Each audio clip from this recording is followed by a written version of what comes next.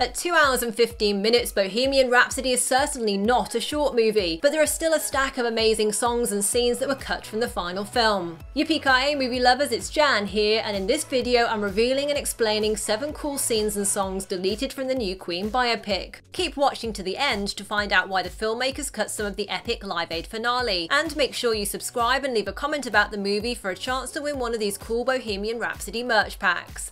While early scenes in the movie show us how Freddie Mercury first met and formed a band with guitarist Brian May and drummer Roger Taylor, there was another scene filmed that we never got to see, and that was how bass guitarist John Deacon became part of the group. Tim Staffel was Smile's original lead singer and bassist, and in the film he quits the band the same night that Freddie meets Brian and Roger. There's a line where Brian asks Freddie if he also plays the bass, which he doesn't, and then there was meant to be a follow-up scene showing how the band found their new bassist, John Deacon. Actor Joe Mazzello, who plays Deacon, says they shot a proper introduction for his character, where he was approached by Queen to join the band while he was at work soldering. I can see why the scene ended up getting scrapped in order to keep the story moving forward, but Mazzello says he wished the scene had made it into the film as he feels it shows what an accidental rock star Deacon was. In real life, Queen had several bass guitarists before student of electronics John Deacon met May and Taylor at a social event in early 1971, and shortly after successfully auditioned for the band. Throughout Queen's history, Deacon has been regarded as a quieter, more reserved bandmate, and he retired from the music business in the late 1990s. In the movie, when Queen first meet their new manager John Reid, he tells the band what he can do for them, including getting them on the radio, then maybe the TV show Top of the Pops, and if that goes well, a promotional tour of Japan. Cut to the band singing Killer Queen on Top of the Pops, followed by a montage of stage performances which includes a little bit of footage from the Japan tour. But Ben Hardy, who plays Roger Taylor, has said there's an additional deleted scene set in Japan which features the band playing the song 39, and it was actually one of Hardy's favourite days on set. 39, which appears on Queen's 4th album, A Night at the Opera, tells the story of a space traveller who goes on a year-long journey, but when he returns, discovers many more years have actually passed and his loved ones have died. The song was written and sung on the album by Brian May, but in live performances Freddie usually led the vocals. After the charismatic frontman died, however, Brian has often sung it as part of a tribute to Freddie, and I suspect in Bohemian Rhapsody the song was meant to foreshadow in some way what would happen when Freddie passed away.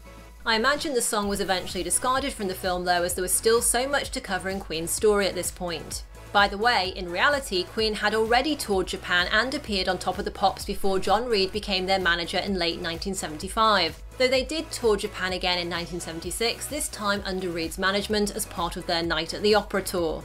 Indeed, as you might expect of a movie, much of Bohemian Rhapsody plays fast and loose with Queen's real-life story, and I talk more about that in my other video, which I'll link to at the end and in the video description. A famous bit of Queen history that was cut from the film was how Freddie Mercury composed the catchy Elvis tribute song Crazy Little Thing Called Love in just 10 minutes on the guitar at the same time as he was in the bath. Rami Malek did shoot that scene, which sounds like it would have been a fun little moment in the movie, but it ended up getting the chop. Based on the movie's soundtrack album, it looks like the scene was meant to appear between the tour scene featuring the song Now I'm Here and the scene where Freddie shows Mary Austin video of the crowd singing Love of My Life on the band's recent tour.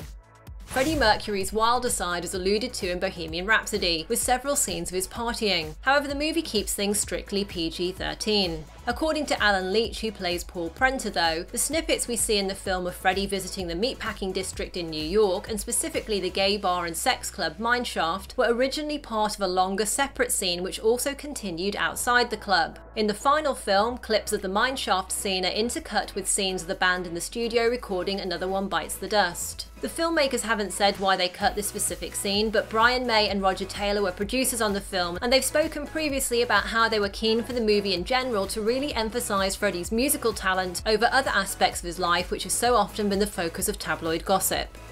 Lucy Boynton, who plays Mary Austin, has said that several of the scenes she shares with Malek's Freddie Mercury were trimmed in the final film in order to keep the story moving forward at a decent pace. Also cut from the Mary and Freddie scenes is how Mercury came up with Queen's logo, and more on why he renamed the band from Smile to Queen. There's a remnant of this moment in the final film where Freddie and Mary talk about the meaning of the new name Queen. However, what was chopped out is how Freddie came up with the band's famous emblem. So we missed out on Freddie explaining that Queen's logo is made up of the band members' zodiac signs. There's 2 lions, one for Roger Taylor and another for John Deacon, who are both Leos, a crab for Brian May's sign Cancer, and 2 fairies for Freddie's sign Virgo. Freddie placed those together with the letter Q, which contained a crown, and topped it all off with a phoenix. While the need to keep up the pace of the movie means that casual fans might not realise the emblem's origins, hardcore fans will doubtless have noticed the brief glimpse we got of Freddie's sketchbook with various potential designs he was working on.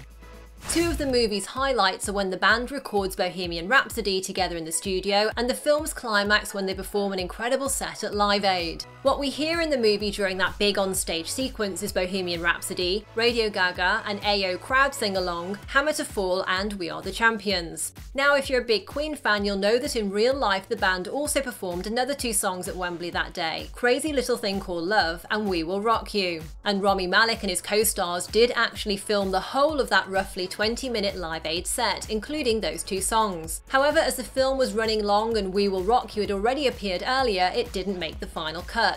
I suspect Crazy Little Thing Called Love was cut from this part of the film for the same reason. However, because the filmmakers also ended up cutting the scene where Mercury composes that song, in the end, Crazy Little Thing Called Love was missing from the movie. Interestingly, the Live Aid sequence was the first thing they shot, so Malek and his fellow actors were really thrown in at the deep end, which makes it even more amazing that they did such an outstanding job bringing that massive event to life.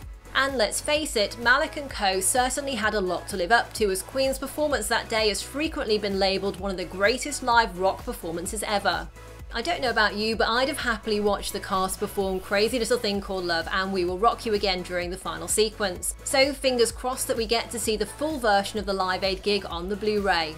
Now, do you think any of these deleted scenes or songs should have been in the movie? And what did you like best about the film? Let me know what you think in the comments below, and remember to subscribe for a chance to win one of these cool Bohemian Rhapsody merch packs. Tap left to learn about the biggest changes Bohemian Rhapsody made to the real story of Queen, or tap right for another video you're sure to like. Let me know if you enjoyed this, and a thumbs up or a share is hugely appreciated. Thanks for watching, and see you next time. Yippee-ki-yay, movie lovers!